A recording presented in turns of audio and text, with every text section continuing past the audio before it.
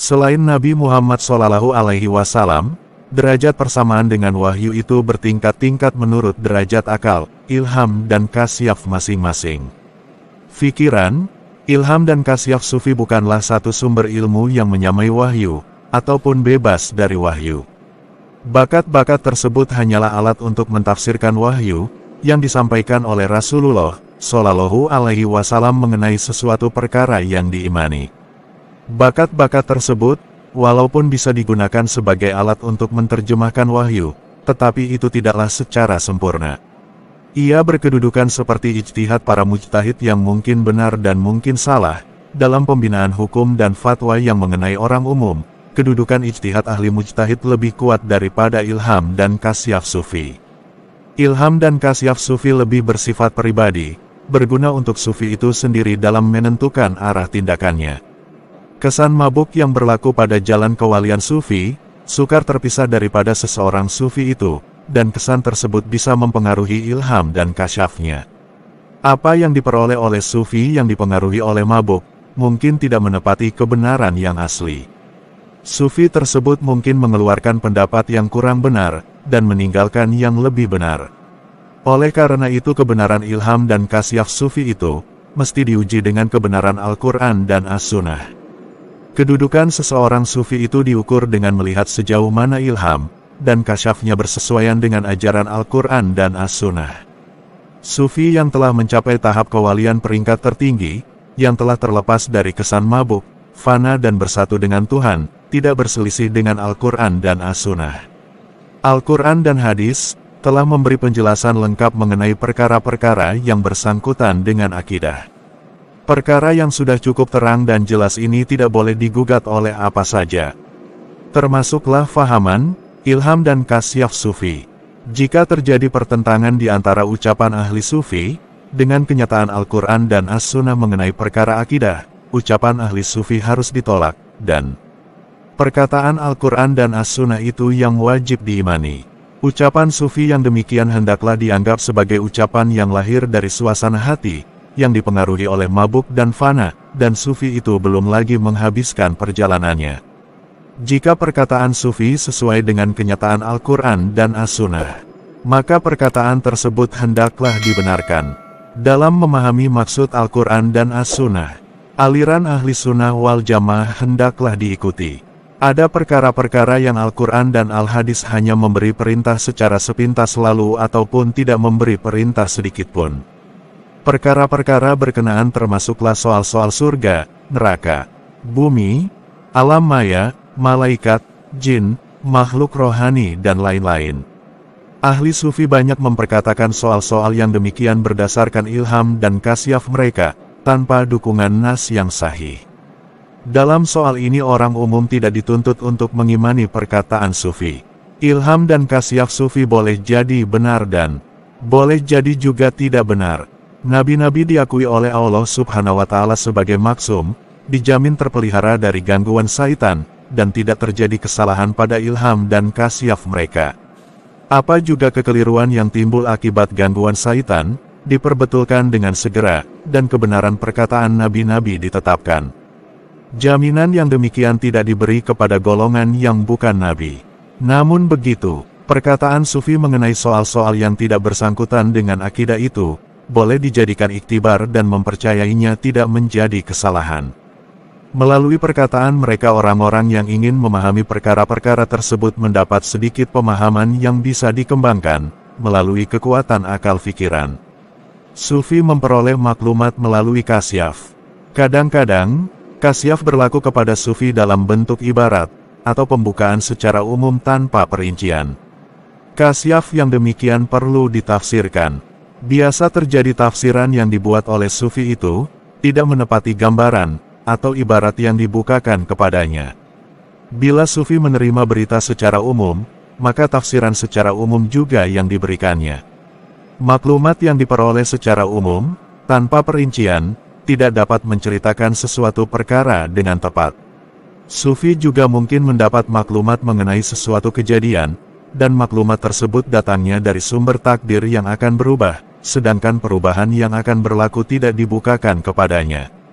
Allah Subhanahu wa Ta'ala berfirman, Apa sahajat ayat keterangan yang kami masukkan, batalkan, atau yang kami tinggalkan, atau tangguhkan kami datangkan ganti yang lebih baik daripadanya, atau yang sebanding dengannya. Tidakkah engkau mengetahui bahwasanya Allah Maha Kuasa atas tiap-tiap sesuatu? Ayat 106, Surah Al-Baqarah. Ayat di atas memberitahukan tentang takdir, yang di dalam perbatasan yang boleh berubah dengan kehendak dan perintah Allah Subhanahu wa Ta'ala. Untuk mereka sajalah kebahagiaan yang menggembirakan di dunia dan di akhirat, tidak ada sembarang perubahan pada kalimat janji-janji Allah, yang demikian itulah kemenangan yang besar. Ayat 64, Surah Yunus. Ayat di atas ini pula memberitahukan tentang daerah takdir yang tidak akan berubah, karena Allah Subhanahu wa Ta'ala telah menetapkannya. Kasyaf seorang sufi mungkin hanya sampai kepada daerah takdir yang mungkin berubah, tidak sampai kepada daerah takdir yang tetap. Oleh yang demikian, apa yang disaksikannya mungkin berlaku dan mungkin juga tidak berlaku. Perlu juga diketahui, bahwa seseorang sufi melalui peningkatan kerohanian secara sedikit demi sedikit. Bukan sekaligus. Suasana kerohanian atau makam mempengaruhi fahaman dan pegangan sufi. Seorang sufi bisa mengeluarkan beberapa pendapat yang berbeda mengenai perkara yang sama. Pendapatnya di awal perjalanan, pertengahan dan di akhir perjalanan, mungkin bertentangan di antara satu sama lain. Pendapatnya yang paling benar adalah, pendapat yang diberikannya setelah dia kembali kepada kesadaran sepenuhnya, dan bersatu dengan syariat sepenuhnya. Sufi yang masih di dalam perjalanan, menemui beberapa fahaman yang berselisih dengan prinsip syariat. Di antara yang demikian adalah konsep tauhid afal, tauhid sifat dan tauhid wujud. Konsep tauhid yang demikian, membawa Tuhan ke dalam perbatasan alam, dan mengadakan persamaan di antara Tuhan dengan makhluk. Sufi yang sedang dikuasai oleh suasana kerohanian yang demikian, menafikan perbuatan dirinya, sifatnya dan wujudnya. Semuanya dinisbatkan kepada Allah Subhanahu wa Ta'ala. Muncullah ungkapan seperti, tiada yang berbuat melainkan Allah. Tiada yang hidup melainkan Allah. Tiada yang maujud melainkan Allah, dan lain-lain ungkapan yang seumpamanya. Ungkapan yang paling populer dikaitkan dengan kesufian adalah, Ana al-Haq. Ada golongan yang beranggapan kononnya sufi yang belum mengucapkan, Ana al-Haq, belum lagi mencapai makam yang paling tinggi. Golongan sufi ikutan menggunakan ungkapan yang demikian, bagi memukau kesadaran diri sendiri, dengan cara mengulangi ucapannya sebanyak mungkin, dan menghayati maknanya, sehingga terpahat kepercayaan yang demikian dalam jiwa mereka. Golongan yang mengikut secara membuta tuli inilah, yang menyebarkan kesesatan. Berlindung di balik perkataan sufi yang sedang mabuk. Manusia yang masih ada keupayaan untuk membuat pilihan, berpikir dan merasa, mestilah faham keadaan sufi yang fitrah. Mereka menerima kejutan alam gaib sehingga keupayaannya untuk membuat pilihan, berpikir dan merasa hilang. Sufi yang demikian dikatakan berada di dalam jazbah. Orang yang berada dalam jazbah adalah, umpama orang yang ke laut menaiki perahu kecil.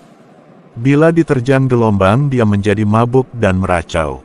Setelah dia sampai ke tengah laut, ombak sudah tenang, mabuknya berkurang dan akhirnya dia kembali normal. Bila dia sudah sadar dia tidak meracau lagi.